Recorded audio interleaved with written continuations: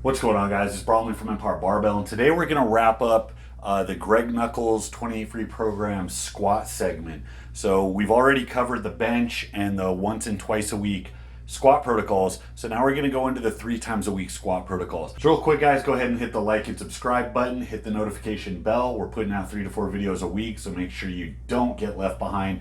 Get caught up as they come out. You don't want to miss anything. So as we get into this and we start to see the variety of tactics that Greg used when he wrote out all these programs, it's important to understand what these programs are. Greg uses these as a lead magnet, meaning that he gives them away for free in exchange for your email address. So it's not that they're without value, but they're not necessarily going to be the be all end all of what he probably thinks that training should be in all scenarios. To build value, he gave away a ton of program variations. But if he just gave away the same thing with a few different small adjustments, some logical, very cold calculated progression, it probably wouldn't appeal the same way. So the incentive for people to get the program and submit their email address so he can use it for marketing purposes is to layer this thing with variety. Now we're starting to see where he makes changes. We're starting to see where he has elements of variety just kind of for the sake of variety in a bid to make it seem more valuable. Now, it's not that that's necessarily a bad thing, but I do think that a lot of the changes he made were a little bit arbitrary just to kind of spice up the programs to make it more appealing. So we're going to start to see that. Now, this is actually the same progression that Greg uses for the 3 times per week beginner bench press routine. 70% for 3 sets of 8. The plus set denotes that the last set is to failure. Jump into 75 for sixes and then 80% for fours. So we're looking at about a 12 rep, a 10 rep, and about an 8 rep max. So you see how these sets early on are going to be very doable, and then you'll get some bonus reps, you'll get some extra intensity on that last set. This is a tactic I actually really like. I first saw it with, I think, the Grayskull LP, but there's a lot of programs that use plus sets, 5-3-1. Has a set to so many reps or more. That's a plus set. Juggernaut uses them. So there's certain times during training where it's very beneficial, on top of getting your baseline volume that you're going to progress logically, to have that intensity set to push yourself a little bit, physically subject yourself to something that is close to limit that you know is going to be more than what you've done before, and it allows you to have a number to chase. So psychologically, you kind of see yourself improve, and it gives you some incentive to keep pushing forward.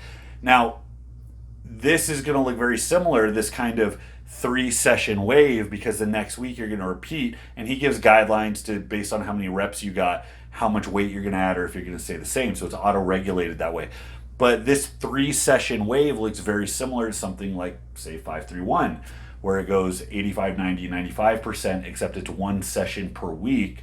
And then actually those percentages are actually closer to this, because Wendler tells you to take 90% of your training max and use that. So this is very similar to like a 5-3-1 wave.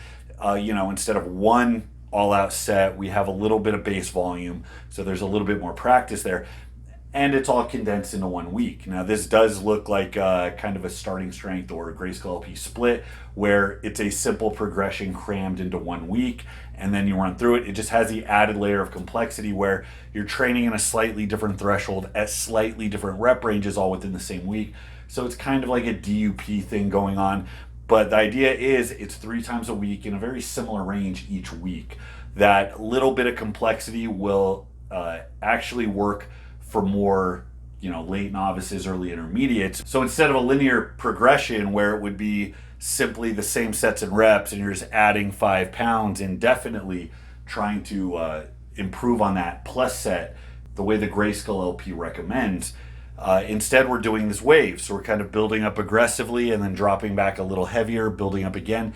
And that adds just a little bit of an element of variety, a little bit of an element of recovery, actually, because one of the benefits of DUP is that each session trains a slightly different threshold, and that allows a certain element of recovery from the other thresholds you're training. So instead of just getting heavier, heavier, heavier, heavier in the same exact threshold, you're actually getting like an intermittent break by doing, let's say, a heavier workout with lower reps, where you're going to be a little more recovered for the rep work in some sense.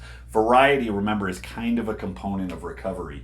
So when you get better, when you get more advanced, it's not just hard workouts have to be spaced further apart, but similar workouts have to be spaced further apart. Notice he doesn't recommend any explicit accessory or secondary movements. This is very simple, just squat, squat, squat, and that tends to be enough work in a week for most people.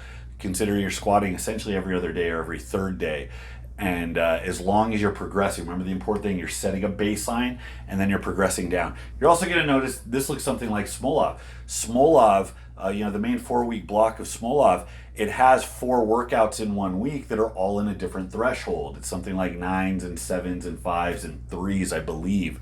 And each workout progresses the week after for, I think, 4 straight weeks. And it goes to show how kind of non-complicated and obvious that these progressions really can be. I mean, if a Russian master of sport can put that together where it's simply 4 different thresholds and they're just progressed side by side over a finite period of time, it goes to show that these programming decisions don't necessarily need to be as complex as some of them look. So if you look at like a Shako template and you try to pick that apart, you notice that it must have made sense in the mind of the person that wrote it, but it's very hard. It's not really obvious what those patterns of progression were.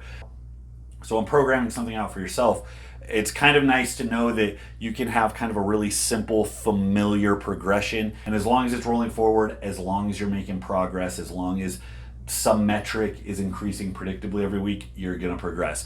I like this. This isn't just a beginner routine. I mean, I could foresee myself running through something like this.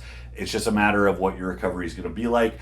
So as you run through this, you're going to want to pay special attention to these different thresholds and see as the weeks go on, do they feel better week to week? Is there a week where you feel sluggish? Is there a particular workout that's harder to get through given the other 2 workouts? And that's really going to dictate whether or not you can get away with this.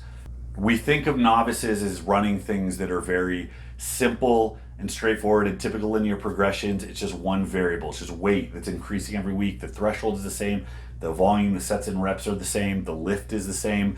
So there isn't a lot of variety, and that makes it idiot-proof, and beginners can actually continuously ratchet the weight up for a long period of time. That doesn't mean that it has to be that simple. That doesn't mean that you don't want any complexity in a beginner or novice routine, because honestly, that's not how most novices get strong. Most of them get strong in a very roundabout way just by using effort and consistency, and over a period of time, their body adapts to it. So I actually like something that has just a little bit more complexity, because the idea is you're going to be able to run it longer. Where a normal novice might top out on a starting strength type program, you're going to be able to run this a lot longer, or at least with occasional resets and deload, you'll be able to push past this for a lot longer. So this is a really solid progression. You should be able to run this. If you are a beginner, early, intermediate, there's no reason you couldn't run this for 6 or 8 weeks and continuously progress before having to either switch up the frequency, incorporate some movement variations, or fixate on one particular threshold as opposed to trying to work through all of them. It's not that I don't like DUP. I don't like it as a long-term strategy, because you're going to notice eventually when something gets stale, that time spent away from that while you focus on something else is one of the easiest, most straightforward things you can do, and it works so insanely fast. So that's why I personally like to focus on one quality at a time. I'll work on 8s, 10s, 12s, and after a period of time I'll move to 5s or 6s, and then by the time I work through some different thresholds, maybe even test out a training max and then go back to volume, that volume has this new kick to it. 1, because I'm using more weight, because I should have gotten stronger in that time, and 2, because that threshold I'm resensitized to. So it's going to have a new kick of adaptation that's going to follow it, and that kind of ebb and flow is a really powerful thing to get down when it comes to long-term programming. But this split, I would absolutely recommend to somebody if you're not used to training multiple thresholds in a week, or if you're not used to squatting 3 times a week. Just be careful. You're not going to really pile on heavy deadlifts on top of this. You're not going to want to do a bunch of accessory on top of it. But I do like this split. Now, going into the 3-day per week, this is where we start to see some arbitrary changes. For all of the bench press high frequency work, Nuckols had a very bench press oriented progression where you would bench press every day, and there wasn't a lot of variation. It was all just benching. I think that's where he threw in the Shako based template where you have just benching and you have a bunch of different percentages that roll up and down. It's very hard to see what the pattern of progression is. Mathematically, you have to figure out what the average intensity, average volume is. So it makes sense in the mind of the person that wrote it, but the pattern is complex, not obvious to the person that wrote it. It's kind of hidden behind just this wall of numbers. It works very well. I'm a big fan of Shako-based programming. Anytime you do a lot of volume on one movement, your body is going to adapt. You're going to get better technically. Your capacity is going to improve. You're going to grow muscle because these are all good developmental movements, and you're going to get really dialed in. It's just a matter of understanding at what rate you can progress and how to plan that out ahead of time. This is different. We're looking at 3 different movements that he recommends. And this is why I think that, because Shako does work fantastically for squatting, but this is where I think he's just kind of flexing his understanding of different methods of training to try and add value to the 28 program package. Because not only are we using a different movement variation, which is something you can absolutely do if you're training multiple times a week to try and keep yourself well-rounded and round out weak areas, but he's using actually different methods of determining what weight you should use on each day, which is kind of arbitrary. I'm not really sure how I feel about that. I mean, they are all valid, but they also all have a learning curve. So it's in your best interest to try to get one that you kind of understand conceptually and flesh it out, because if you're doing percentage-based work, it's going to take time for you to really figure out what percentages correspond to what threshold, because everybody's a little bit different. 80% to you might feel different than 80% to somebody else at any given time you're training, and really getting a handle on that is really valuable, and it takes some time. Same thing with RPE training, understanding how to read RPEs. That's one of the main things that makes us more intermediate or advanced. It's not necessarily that this is such a different thing. I mean, we still have 3 days a week of squatting, we still have a type of DUP. Really, the big difference is how you're gauging the weights that you're using. And that day 3 is much, much lighter. It's more of a speed/recovery day. So that's kind of what separates the beginner from the intermediate advanced. More recovery and a kind of a more advanced method of picking your weights. So with the low bar setup, I think this assumes that this is your competition setup where you're the strongest, you find a 10 rep max, you do 10 reps with it, and then you go into 3 sets of 7 to 8, so a couple reps back. This is a method he's used before in some of the other programs we've seen. And then you progress down to an 8 rep, then a 5 rep, and then a 3 rep. I put the percentages over here so you can see about the percentages that you're going to be using week to week. So it goes about 75, 80, 85, 90%. So it progresses very obviously there. Day 2, front squats, you're going to do 6 at an RPE 8, and then you're going to keep doing 6s until it's an RPE 9. You need some experience under your belt before you're really going to be good at figuring out what an 8 feels like and when that turns into a 9, because some of you might be taking 20-minute rest breaks and breaking your ass at an RPE 10 for multiple sets when really you should have stopped a while ago. So that's where RPE takes time. It's not obvious as a lifter until you've really understood how efforts affect your recovery, and that just takes time. There's no way around it. So I'm not a big fan of mixing these methods, but again, he's trying to use different ways of getting you to pick your weights. So he's kind of flexing his knowledge of these different things to try and build value. And then the Olympic high bar pause squat, which is a great accessory exercise for a squat. He has you doing basically just light speed work. 50, 55, 60, 65%. So you go from 6 sets of 5 down to 6 sets of 2. 65% is the heaviest week. 6 sets of 2, that's still very easy speed work.